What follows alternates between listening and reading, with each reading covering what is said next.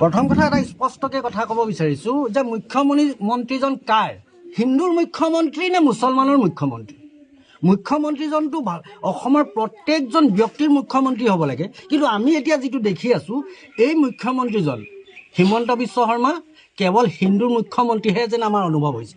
কিয়নো এইজন যি ফাজিলা খাতুন তেখেতক বাংলাদেশী বুলি ঘোষণা কৰিলে, তো ঘোষণা কৰিলে এক আচৰিত কথা, তেওঁ ককাই ভাই বাই ভনী চব ইণ্ডিয়ান, তাৰ মাজত ধৰি ফাজিলা খাতুন কেনেকৈ বাংলাদেশী হ'ল? যদি বাংলাদেশী হয় গোটেইখিনিয়ে বাংলাদেশী হ'ব লাগিছিলে। এইটো মানে কিবা নুবুজা এক সাঁথৰ। এই নুবুজা সাঁথৰটোক লৈয়ে এইবাৰ বিজেপিয়ে ২৬ৰ বৈতৰণি পাৰ কৰিম বুলি ভাবিছে।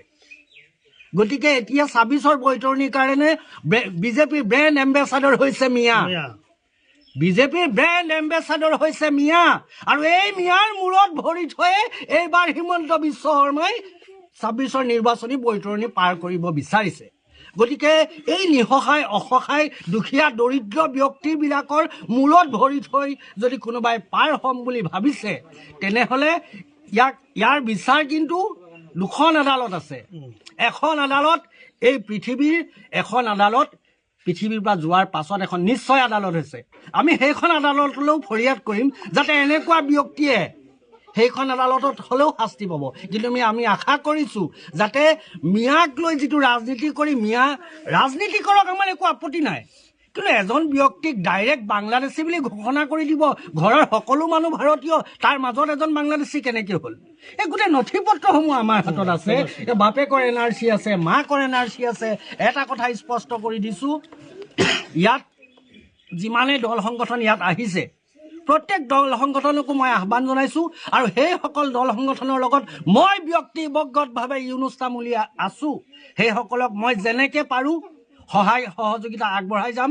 প্ৰয়োজন হ'লে এই কেছটোলৈ আমি হাইকোৰ্ট যাম, প্ৰয়োজন হ'লে এই কেছটোলৈ আমি সুপ্ৰিম কোৰ্ট যাম। আমি বহি নাথাকোঁ, কিয়নো আমি বহি থকা জাতিও নহয়, আমি বহি থকা জাতি নহয়, আমি কৰ্মমুখী এক জাতি।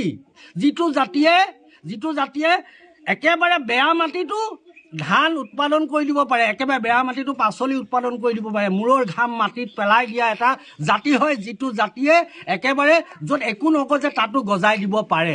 গতিকে এনেকুৱা এটা জাতিৰ হৈ নিশ্চিতভাৱে যুঁজি যাম। আৰু এটা কথা কৈ যাম, এই কথাষাৰ কোৱাৰ কাৰণে যদি কোনোবাই কয় যে উজনিৰ পৰা আহি ইউনুছ তামুলীয়ে নামনিত ৰাজনীতি কৰিবলৈ আহিছে, হয়, মই উজনিৰ পৰা আহি ইউনুছ তামুলীয়ে নামনিত ৰাজনীতি কৰিবলৈ আহিছোঁ, কিন্তু ৰাজনীতি কাৰ কাৰণে কৰিবলৈ আহিছোঁ, কথা কাৰ কাৰণে ক'বলৈ আহিছোঁ, এই দুখীয়া দৰিদ্ৰ নিচলা মুছলমান ব্যক্তিসকলৰ বাবে মই ওলাই আহিছোঁ আৰু ওলাই যাম। আৰু তাৰ বাবে ক'ৰবাত যদি কাৰোবাৰ ৰোষত পৰোঁ, মোৰ দোষ নাই, আক্ষেপ নাই, কিয়নো ক'ৰবাত কেতিয়াবা কিবা এটা ভাল কাম কৰিবলৈ যাওঁতে ক'ৰবাত কাৰোবাৰ ৰোষত পৰিবলৈ হ'লেও আপত্তি নাই। কিন্তু এটা কথা স্পষ্টকৈ ক'ম, বৰ্তমান ৰাজনীতিত মিয়া বিজেপিৰ ব্ৰেণ্ড এম্বেচাডৰ হয়, আৰু এই ব্ৰেণ্ড এম্বেচাডৰৰ মূৰত ভৰি থৈয়ে এইবাৰ নিৰ্বাচনী বৈতৰণি পাৰ কৰিম বুলি ভাবিছে। ইমান দিন হ'ল, এতিয়া নিৰ্বাচনৰ আগে আগে মানুহক বাংলাদেশী কৰাৰ মূল উদ্দেশ্যটো কি?